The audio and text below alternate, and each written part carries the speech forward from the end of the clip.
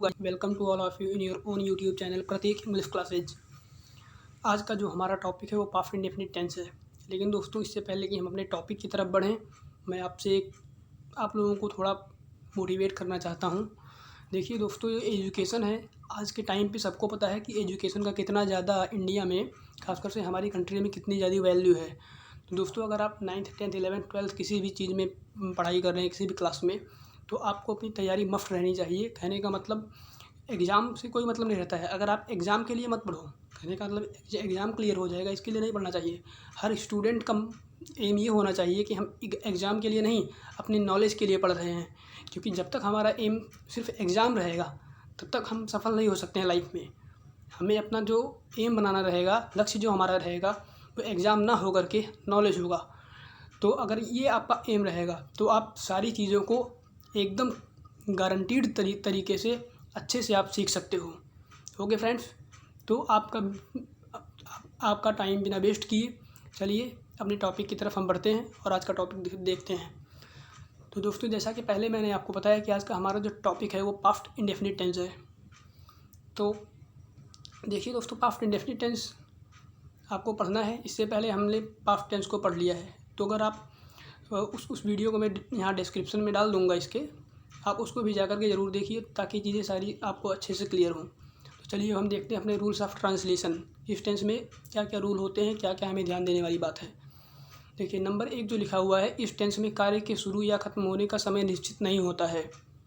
Okay friends, इसका मतलब यह हुआ कि जो ये टेंस है पास्ट इंडेफिनिट टेंस, इसमें जो समय होता है, जो भी काम होगा उसका जो है मतलब स्टार्टिंग और फिनिशिंग, कहने का मतलब उसके शुरू होने का समय और ख़त्म होने का समय डेफिनिट नहीं होता है, यानी निश्चित नहीं होता है।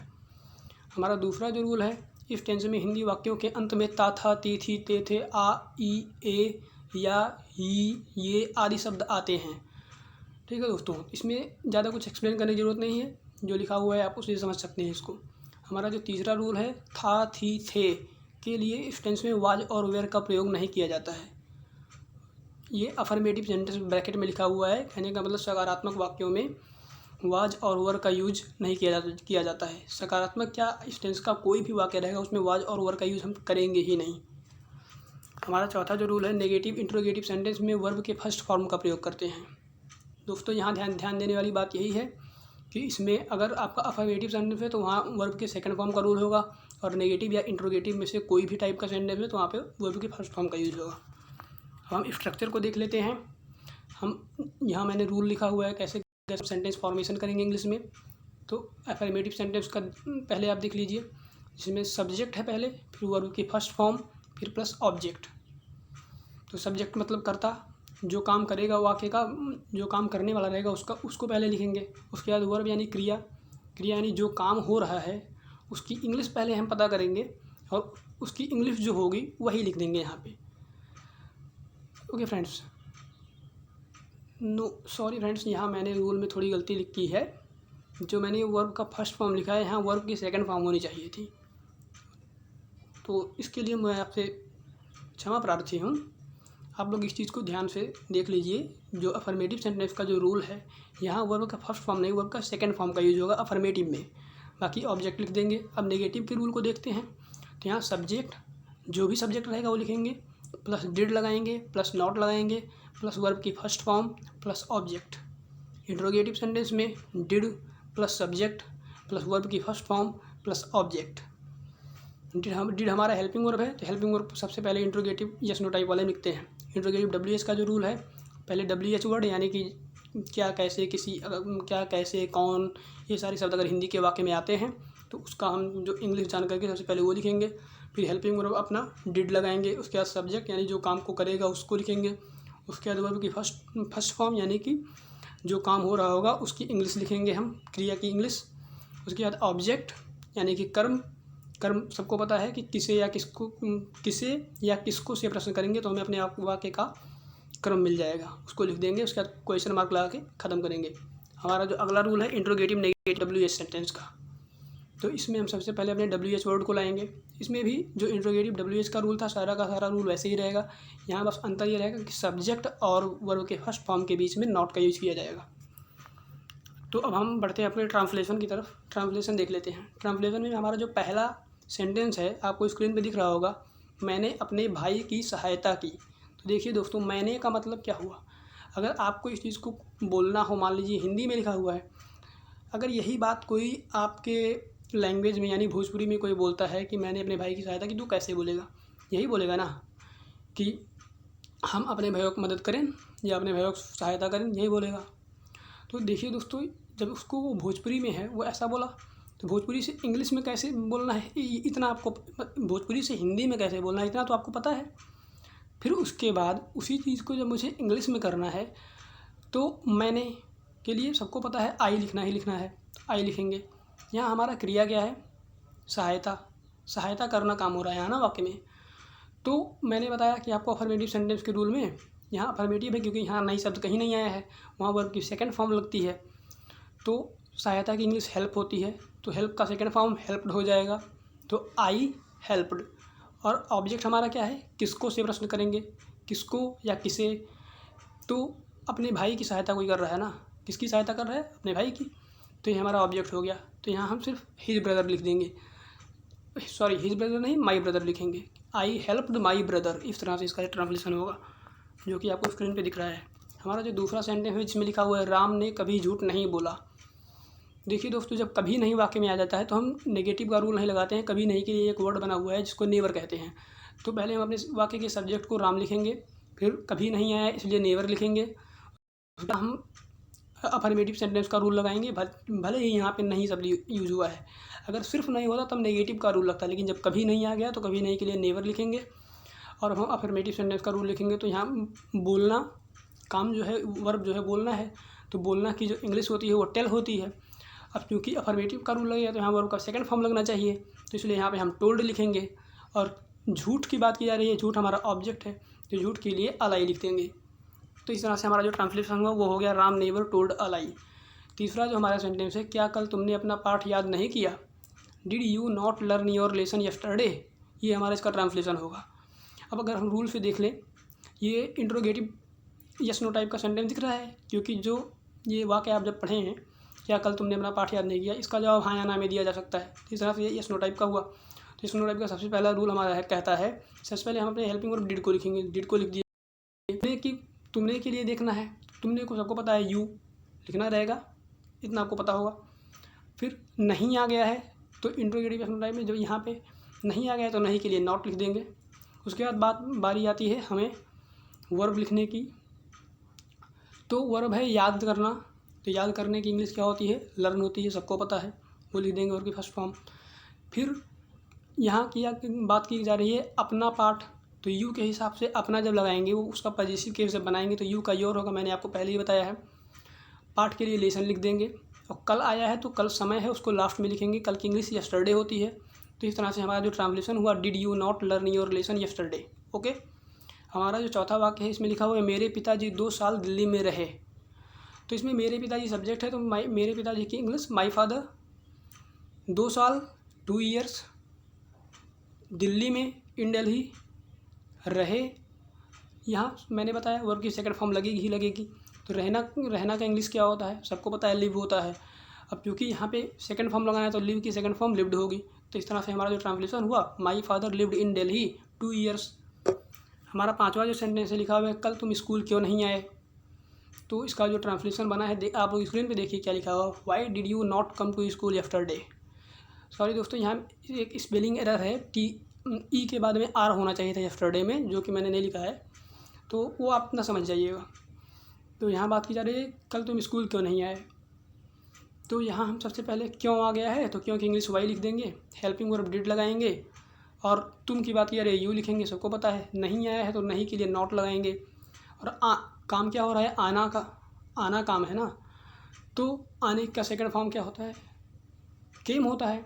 लेकिन चूंकि यहाँ हमारा नेगेटिव में जा रहा है, इंट्रोगेटिव नेगेटिव में, तो इंट्रोगेटिव मैंने आपको बताया इंट्रोगेटिव या नेगेटिव में कहीं भी रहे तो वहाँ फर्स्ट फॉर्म का यूज़ करेंगे। तो आने की इंग्लिश कम होती है तो कम लिखेंगे। उसके बाद कहाँ स्कूल की बात, तो टू स्कूल लगाएंगे। फिर समय क्या दिया है, कल, तो समय को हमेशा लास्ट में लिखने के लिए यहाँ यस्टरडे लिख देंगे। तो इस तरह से हमारा जो ट्रांसलेशन बना हुआ why did you not come to school yesterday. हमारा जो छठा सेंटेंस है, क्या कल सीता ने एक गाना गाया, क्या कल सीता ने एक गाना गाया, इसका जवाब आपको पहले से मैं इसमें सेंटेंस पढ़ते ही आपको ये समझ में आ जाएगा कि हाँ या ना में जवाब दिया जा सकता है। किसी से भी ये रैंडम क्वेश्चन किया जाएगा तो वो हाँ या ना में जवाब दे सकता है। तो इस तरह से इंट्रोगेटिव यस नो टाइप का सेंटेंस हुआ पहली चीज़। अब चूँकि क्या से स्टार्टिंग है तो डिड लगाएंगे, सीता हमारा सब्जेक्ट है तो सीता लिखेंगे, और काम क्या हो रहा है, गाना गाना, तो गाना गाने की इंग्लिश क्या होती है, सिंग होती है, आप सबको पता है। तो हम उसको लिखेंगे क्योंकि हमको वर्ब की फर्स्ट फॉर्म लगानी है, और जो वर्ब होता है वही उसका फर्स्ट फॉर्म होता है, ये आप सबको पता होगा। तो इस तरह से हम सिंग लिख देंगे। अब बात की जा रही है यहाँ गाना गाना काम हो रहा है, हमारा ऑब्जेक्ट क्या है, गाना, गाना यानी संगीत के समझ सकते हैं, गीत समझ सकते हैं, वो चीज़ें। तो इसलिए हमको अब अपने उस ऑब्जेक्ट को लिखना होगा, क्योंकि एक तो जो गाना हो गया वो काम हो रहा है तो उसके लिए सिंग लिख दिए। अब यहाँ एक गाना जो है वो ऑब्जेक्ट के रूप में आया है, तो इसलिए हम अ सॉन्ग लगाएंगे। Did Sita sing a song, समय दिया है लास्ट में कल, तो कल के लिए यस्टरडे लगाएंगे, क्वेश्चन मार्क से सेंटेंस को ख़त्म करेंगे। आई होप कि आपको ये सेंटेंस समझ में आ गया होगा। अगर आपको इसके ट्रांसलेशन में कहीं कोई दिक्कत आती है तो आप कमेंट में मुझसे पूछ सकते हैं, मैं आपको और अच्छे से इसको एक्सप्लेन कर दूँगा। हमारा जो सातवां वाक्य है, मेरी दादी ने कल एक मनोरंजक कहानी सुनाई। सबको पता है मेरी दादी लिखना है तो मेरी के लिए क्या, माई, दादी के लिए ग्रैंड मदर, सुनाई, सुनाने के लिए आप रिसाइट वर्ड लगा सकते हो, या ये भी कह सकते हो कि उन्होंने कहा। सुनाने का मतलब उन्होंने मुझे बताया, ठीक। तो यहाँ हम टेल अगर वर्ब को चूज करते हैं तो टेल के लिए हम टोल्ड, उसका सेकंड फॉर्म लगाना है तो टोल्ड हो जाएगा। फिर किसको सुनाई, मुझे, तो मुझे के लिए मी लिखेंगे, ओके। फिर एक मनोरंजक कहानी, एन इंटरेस्टिंग स्टोरी। इस तरह से इसका जो ट्रांसलेशन हुआ, my grand mother told me an interesting story. हमारा जो आठवां वाक्य है, हरी कल अपने भाई को देखने कलकत्ता गया, तो हम सब्जेक्ट हरी को लिख दिए। ये यहाँ पे कहीं नहीं शब्द नहीं आया है या प्रश्नवाचक चिन्ह नहीं आया है, इसलिए अफर्मेटिव सेंटेंस का वाक्य है तो वर्ब का सेकंड फॉर्म लगाएंगे। तो गया है तो गया यानी जाना, तो जाना का जो सेकंड फॉर्म होता है वो वेंट होता है, तो वेंट लग गया। फिर कहाँ की बात किया है, कलकत्ता की, इसलिए कैलकटा लिख देंगे। फिर अपने भाई को देखने, टू सी या टू मीट लिख सकते हैं, और बात आई किसको, अपने भाई को, ऑब्जेक्ट है तो हिज ब्रदर लिख देंगे। इस तरह से इसका ट्रांसलेशन क्या हुआ, Hari went Calcutta to see his brother. हमारा नौवां सेंटेंस है, तुम कल शाम खेलने क्यों नहीं आए, यहाँ लास्ट में प्रश्नवाचक चिन्ह आया, और सबसे पहले चीज़ गौर करने वाली बात है कि इसमें क्यों शब्द आया है, जो कि प्रश्नवाचक शब्द है। तो इसका मतलब क्या हुआ कि वाक्य में जो है हमारा प्रश्नवाचक शब्द जब आ गया वाक्य में कहीं भी आ गया तो हमको पहले प्रश्नवाचक शब्द को लिखना है, तो क्योंकि इंग्लिश वाई लिखेंगे। उसके बाद देखिए दोस्तों, अगर अकॉर्डिंग टू रूल हम इसका ट्रांसलेशन बनाएं तो अब हेल्पिंग वर्ब आना चाहिए, तो डिड आएगा। फिर तुम की बात किया जाए तो यू लिखेंगे। उसके बाद नहीं आया है तो उसके बाद हम नॉट लगाएंगे। फिर आना काम हो रहा है तो फर्स्ट फॉर्म उसका कम होता है, सबको पता है, तो वो लगाएंगे। और क्या काम है, खेलने, टू प्ले, उसको लगाएंगे खेलने की इंग्लिश टू प्ले। और समय दिया हुआ है कल और शाम, दो चीज़ें दी हुई हैं, तो कल की इंग्लिश यस्टरडे, शाम की इंग्लिश इवनिंग। तो इस तरह से इसका ट्रांसलेशन क्या हुआ, why didn't you come to play yesterday evening, या why did you not come to play yesterday evening. ये दो ट्रांसलेशन इसके बनेंगे। और जो चीज़ डिडंट मैंने किया है, ये मॉडर्न इंग्लिश में जब कोई स्पीक करता है तो कहने का मतलब इस तरह बोला जाता है, उसमें कोई दिक्कत नहीं रहती है। सारा मॉडर्न में मैंने लिखा है इस चीज़ को, बाकी मैंने आपको समझा ही दिया कि इसका रूल क्या है, कैसे इसका ट्रांसलेशन होगा। हमारा 10वां सेंटेंस है, गोपाल बाजार से बहुत सी किताबें लाया। गोपाल बाजार से बहुत सी किताबें लाया, तो गोपाल के लिए सबसे पहले हम गोपाल लिखेंगे, सब्जेक्ट हमारे वाक्य का। सबको पता है इसमें कहीं नहीं या प्रश्नवाचक चिन्ह नहीं आया, ये सकारात्मक वाक्य हुआ, तो वर्ब की सेकंड फॉर्म रूल के हिसाब से। तो लाया मतलब लाना, और लाने की इंग्लिश सबको पता होगा कि ब्रिंग होता है, तो ब्रिंग का सेकंड फॉर्म ब्रॉट लिख देंगे। बहुत सी किताबें मतलब मेनी बुक्स, सबको पता है इतनी बात। और कहाँ से लाया, बाजार से, तो फ्रॉम द मार्केट लिख देंगे। इस तरह से हमारा ट्रांसलेशन क्या हुआ, Gopal brought many books from the market. तो thank you all of you to watch the full video, and guys I just wanna request all of you that please watch this video completely and today's our topic has been ended, and we will meet in our next video after some days।